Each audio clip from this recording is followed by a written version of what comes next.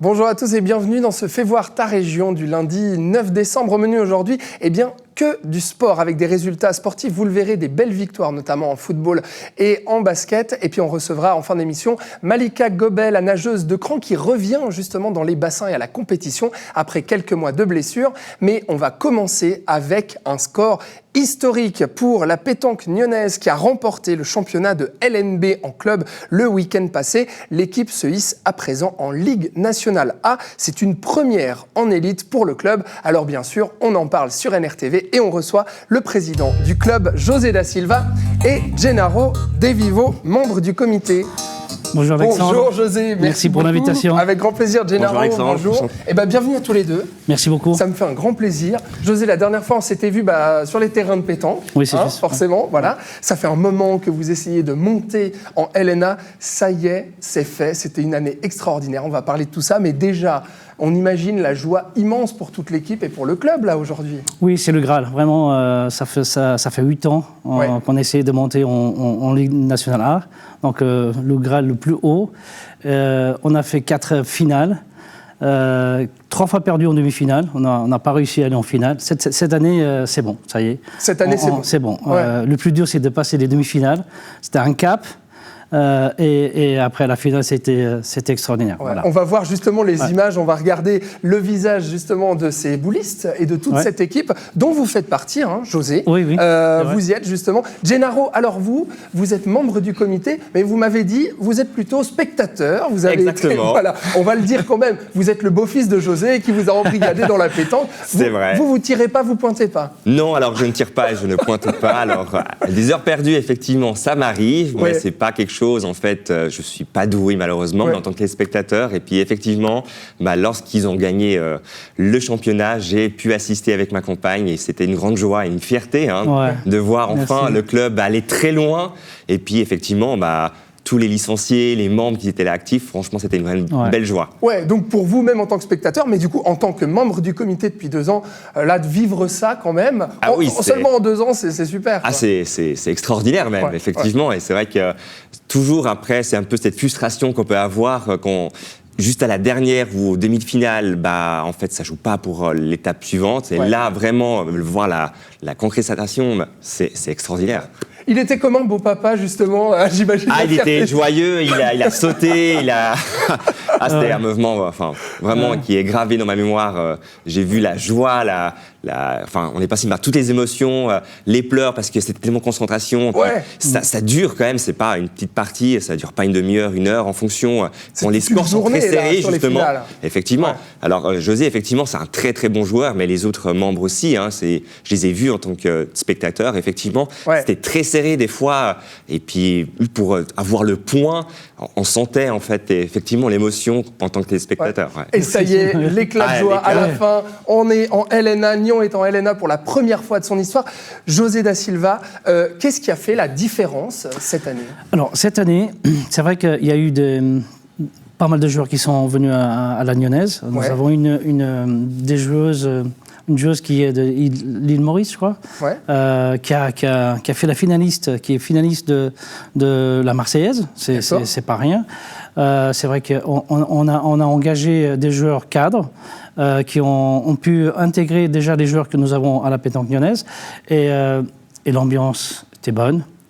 Des bons joueurs, ce qui a fait un cocktail assez agréable, mais principalement compétitif. Un bon recrutement alors. Recrutement et puis les joueurs qui sont aussi déjà à la Nyonnaise. Alors, ce qui a fait qu'un mélange, que ça fait que la mayonnaise a pris.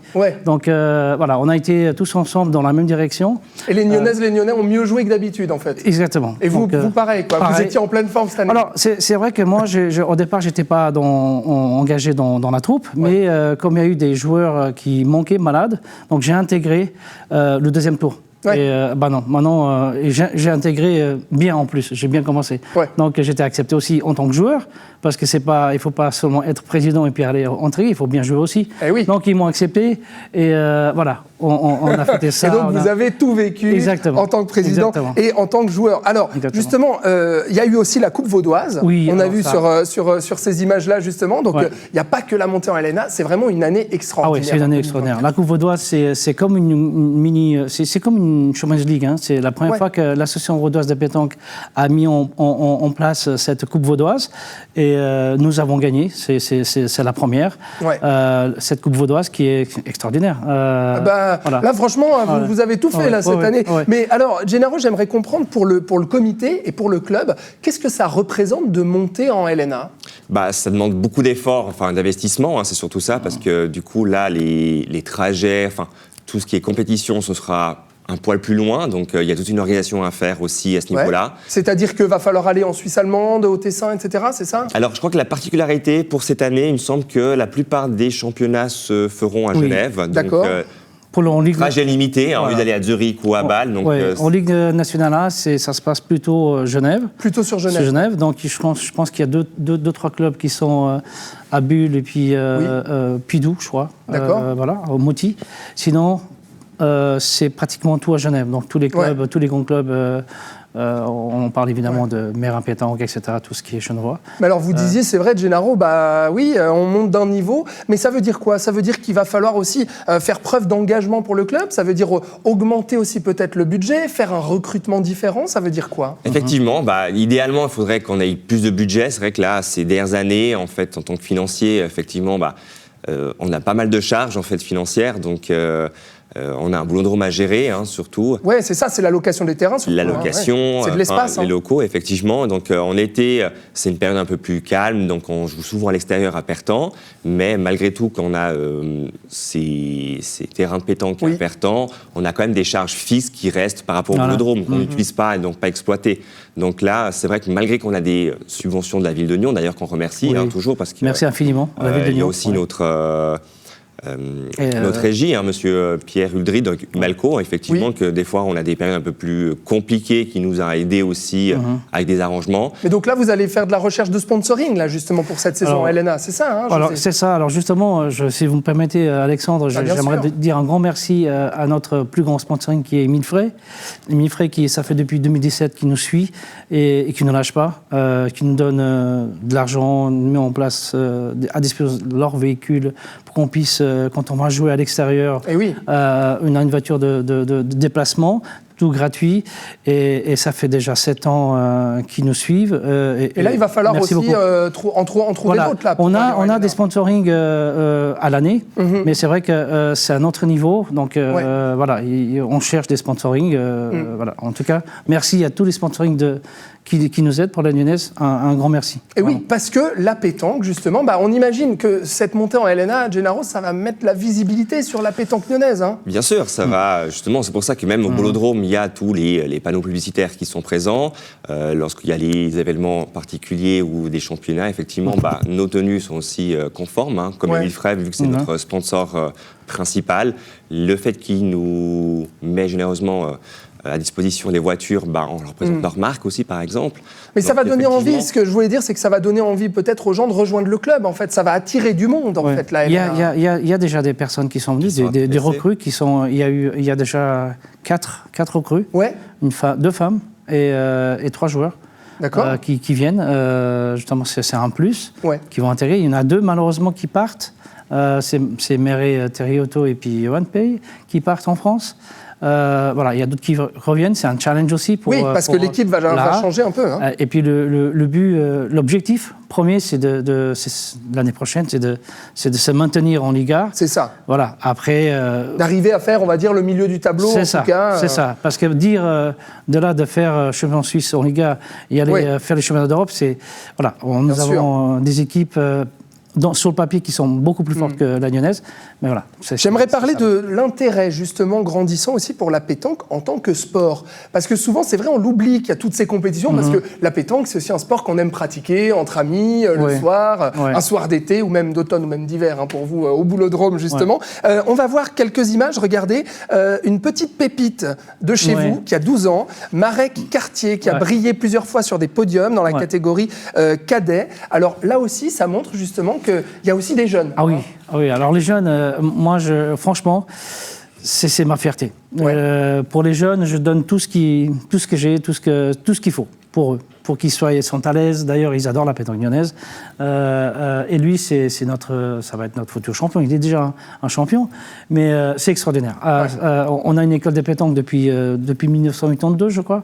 Et nous avons eu toujours des jeunes chez nous et qui font des podiums et qui sont dans le cadre suisse, etc. etc. Ils ont bien évolué, ils ont bien évolué. École, et c'est extraordinaire, franchement, les jeunes, ça donne une vie à la pétanque, et la relève, justement. Ça donne une force. Mais c'est vrai, c'est étonnant, parce que souvent, pardonnez-moi, mais c'est vrai que la pétanque a aussi quelques clichés. On va dire ça va être plutôt chez les plus âgés. Eh ben non, les jeunes se mettent à la pétanque et à la compétition, Gennaro. Exact, c'est vrai, effectivement, on a toujours ce cliché, en fait, la pétanque égale apéro, pastis, des personnes plus âgées. En fait, non, effectivement, c'est interrégion, pardon. Intergénérationnel. Mais c'est lié à quoi, alors? Qu'est-ce qui fait qu'aujourd'hui, la pétanque lyonnaise séduit des jeunes comme ça? Je pense aussi, par exemple, pour José, avec sa fille, donc effectivement, je pense que la passion elle est quand même transmise aussi aux générations futures. Donc effectivement, le fait qu'ils peuvent jouer, qu'ils peuvent s'entraîner aussi chez nous, qu'il y a cette école, je pense que ça motive aussi la nouvelle génération. Et tout un cadre derrière, parce que c'est pas juste jeter des boules. Après, il y a le respect, il y a la compétitivité, il y a toutes les valeurs de ce sport-là. Après, c'est vrai que la pétanque, comme il a dit Gennaro, c'est un cliché apéro plage, etc. Mais dès qu'on rentre, si on est accroché, alors là, vous êtes pendant longtemps. Oui. Ça marche. Et puis effectivement, c'est technique aussi. C'est très technique, c'est mental, il faut être sûr de soi-même. Et voilà, c'est tout c'est un sport, vraiment. Oui.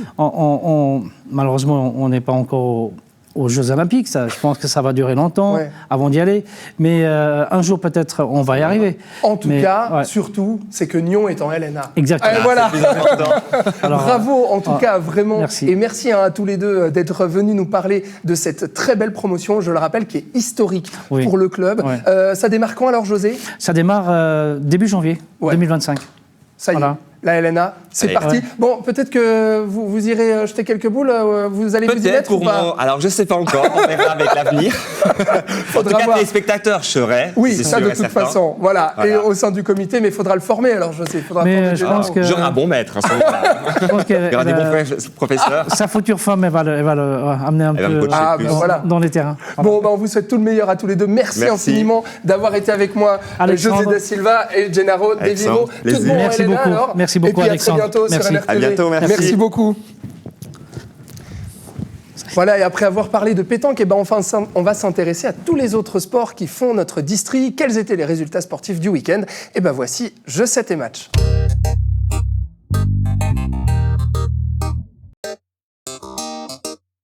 Et on commence ce jeu 7 et match avec une belle victoire enfin pour le FC Stade Lyonnais qui a pris le dessus sur Neuchâtel Xamax vendredi soir à Colovray sur un score de 2-1. Les Lyonnais brisent donc la spirale de défaite qui les habite depuis plus d'un mois maintenant avec cette belle réussite qui intervient après 2 matchs nuls face à Vaduz et Bellinzone. Le Stade Lyonnais récolte donc 5 points en 3 matchs. Ils sont toujours derniers du classement de Challenge League pour le moment, mais ils ne sont plus qu'à 1 point de Chafouz qu'ils iront affronter vendredi pour le dernier match de l'année. À noter que le président du club, Michael Palma, sera sur notre plateau sur NRTV lundi prochain pour faire un bilan à mi-parcours. En basket, après le coup dur face à Fribourg-Elfic le week-end passé et la séparation entre le club et sa meneuse Marjorie Capréo, le Nyon Basket féminin a vécu 2 matchs européens en Pologne cette semaine. Après une défaite face aux Polonaises, il y a eu une première victoire en Europe face aux Ukrainiennes avec un score de 75-55. Prochain match pour les filles dans le championnat suisse, ce sera face à Genève mercredi soir. Et en basket toujours et face à Genève, le BBC Nyon a réussi à recoller au score dans le dernier quart, mais ce n'était pas suffisant. Il s'incline 93-86. Dimanche, les Nyonnais recevront Lugano au Rocher. En futsal, mais où s'arrêtera l'USTS Futsal? Voilà une 4e victoire en 4 matchs sur un score sans appel de 9-4 face à la belle équipe de Racing Club Lausanne. En tête avec 12 points, l'USTS jouera le dernier des matchs aller dimanche contre Bulle Futsal, les co-leaders du tableau. Belle suite de saison à toute l'équipe. Et on reçoit à présent la nageuse de cran Malika Gobet, qu'on a suivie depuis ses tout débuts. Et ben, elle est de retour dans les bassins après une année très compliquée, ponctuée par des pépins de santé. Elle va nous en parler justement. Et fin novembre, elle participait au championnat suisse et elle ne compte pas s'arrêter là. Elle affiche déjà ses ambitions pour 2025. On la reçoit, Malika Gobet. Bonjour Malika. Bonjour Alexandre. Merci beaucoup d'être là. Je vous en prie. Voilà, ça fait longtemps qu'on ne vous a pas vu, qu'on vous a pas reçu. Et puis c'est vrai, quand on vous a vu à ces championnats suisses, vous vous êtes confié aussi au journal La Côte. On s'est dit, mais on a envie de vous recevoir, on a envie de savoir comment vous allez depuis, ça fait plus d'1 an qu'on vous a pas reçu. Déjà, on vous reçoit sur les canapés, ça va? Vous êtes bien comme à la maison? Ça va, je suis bien installée, c'est bien. C'est la première fois que vous venez sur le plateau, donc de Fais voir ta région. Alors, comment ça va, Malika Gobet, depuis 1 an? Qu'est-ce qui s'est passé dans votre vie de nageuse? Alors, c'est un peu une longue histoire. Je ne sais pas trop par où commencer. Là, je peux dire que d'abord, j'ai eu un peu des problèmes de santé qui m'ont pas mal pénalisée dans mes projets, que c'était une période difficile et compliquée à gérer. Autant pour moi que pour mon entourage, mes coachs, que c'était un peu compliqué à comprendre et c'était vraiment quelque chose de difficile à vivre. Ça veut dire que vous avez dû mettre la compétition entre parenthèses, hein? Ouais, notamment dans la saison 2022-2023, je m'étais qualifiée pour les Universiades qui étaient à Chengdu. C'était une grande compétition que vous visiez, hein, justement, pour la jeunesse. Hein. Ouais, c'est les championnats du monde universitaire où j'avais des chances de bien performer. Et j'avais eu déjà des problèmes de santé au début de la saison. Et après, par la suite, ça s'est pas amélioré, c'est resté très compliqué. Donc j'ai dû refuser d'aller à cette compétition parce que je prenais trop de risques si j'y allais. Donc j'ai décidé de rester ici. Ouais, d'être prudente, quoi. Ouais. Parce que on va pas rentrer dans les détails, mais vous avez eu des problèmes notamment au dos. Et puis votre spécialité justement à la natation, c'est notamment le dos. Hein. Comment est-ce qu'on le vit quand on est une nageuse jeune comme vous? Vous avez 20 ans. Hein. Vous avez fait pas mal de médailles. On va revenir aussi justement dans votre jeune carrière, mais vous étiez bien lancée pour tout ça. Et là, d'un coup, il y a ce type de problème qui arrive. Comment est-ce qu'on le vit très franchement? Ça doit être difficile, non? C'était vraiment compliqué parce que d'abord j'ai eu ces problèmes de santé, après j'ai réussi à faire en sorte que ça aille mieux. Avant je m'entraînais au club du Genève Natation, dans le club. Quand j'ai eu ces problèmes de santé, j'ai décidé de m'entraîner seule de mon côté, mais de garder ma licence avec eux, où je suis retournée avec Michael Richard, que je remercie d'ailleurs d'être toujours derrière moi, et là encore je m'entraîne avec lui. C'est votre premier entraîneur, et puis qui est revenu avec vous, c'est ça? Voilà, je m'entraîne aussi avec son frère qui m'aide aussi pour les parties non nagées, les parties un peu plus techniques. Ouais. En ayant changé de mode d'entraînement, ça allait mieux, je commençais à revenir en forme, je pouvais m'entraîner correctement et tout, et puis en mars, ça veut dire quoi, changer de mode d'entraînement? Ça veut dire que je m'entraînais plus 2 fois par jour, je m'entraînais beaucoup moins. D'accord. Parce que ma santé me permettait pas de faire de vous entraîner tout ce que je faisais avant, Et du coup, j'ai changé de mode d'entraînement. Et après, ça allait mieux. Je voulais faire une compétition à Nice pour me remettre dans la compétition. Et 2 semaines avant, je me suis blessée au dos. Aïe. En mars, là, c'était en mars. Donc après, pendant 1 mois, j'ai pas pu nager parce que j'étais vraiment cassée. Ouais. Et après, j'ai mis beaucoup de temps à revenir, où là, j'ai pu faire les championnats suisses en novembre. J'étais même pas sûre de pouvoir les faire parce que 2 semaines avant, j'ai pu refaire un départ d'eau. Avant, je pouvais pas refaire de départ d'eau. Donc, les championnats suisses en novembre, c'était pas sûr que je puisse les faire. Donc vous êtes déjà contente d'avoir pu participer. Il n'y a pas eu de médaille, malheureusement, mais au moins, vous avez pu vous lancer sur le départ. Mais alors, physiquement, c'était très compliqué, mais j'imagine, mentalement, franchement, à votre jeune âge, ça ne doit pas être facile de voir ses rêves s'arrêter comme ça, ou en tout cas être mis en parenthèse et ne pas savoir quand est-ce qu'on sera prête à y retourner, non? Non, alors ça, c'est sûr que c'était une partie vraiment très compliquée. Je vais pas mentir, je suis passée par des phases vraiment bas où je me suis demandé si j'allais continuer, Voilà, mais malgré tout, j'aime ce que je fais, j'aime mon sport.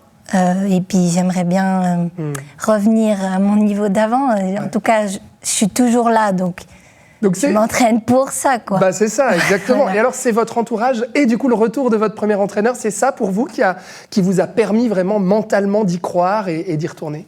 Oui, et puis je pense que d'être bien entourée par mes parents, d'avoir justement un cadre qui était en fonction de moi avec tout ce qui s'est passé, je pense que ça m'a montré que je pouvais avoir confiance aux gens avec qui je travaille et puis que voilà. Maintenant... Ça vous a donné de la confiance pour y retourner. Vous les avez comptés, le nombre de médailles que vous avez? Toujours pas. Non, parce que vous avez eu plusieurs titres. Vous avez été championne suisse dans plusieurs catégories, à différents âges aussi. C'est ça qu'on peut préciser. Mais alors maintenant, ça y est, vous êtes de retour, vous l'avez dit. Vous avez confirmé, vous avez fait les championnats suisses. Maintenant, la suite, Malika Gobet, c'est quoi? Maintenant, déjà, comme vous pouvez le voir, je ne porte pas l'habit du Gène.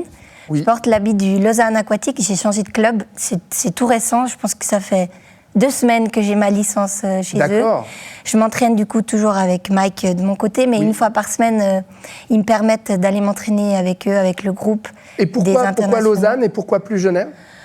Parce que à Genève, j'avais fait le tour de la question et puis je pense qu'avec tous les petits problèmes que j'ai eus, c'était bien d'avoir un vrai nouveau départ avec une nouvelle équipe. Faire un restart, quoi, complet, pardon. D'accord. Et là, niveau compétition, donc alors, ok, Lausanne Aquatics, et puis justement, niveau compétition, c'est quoi? Alors là, j'en ai une ce week-end. Dimanche, j'ai un 50 dos au meeting Escalado au Vernet.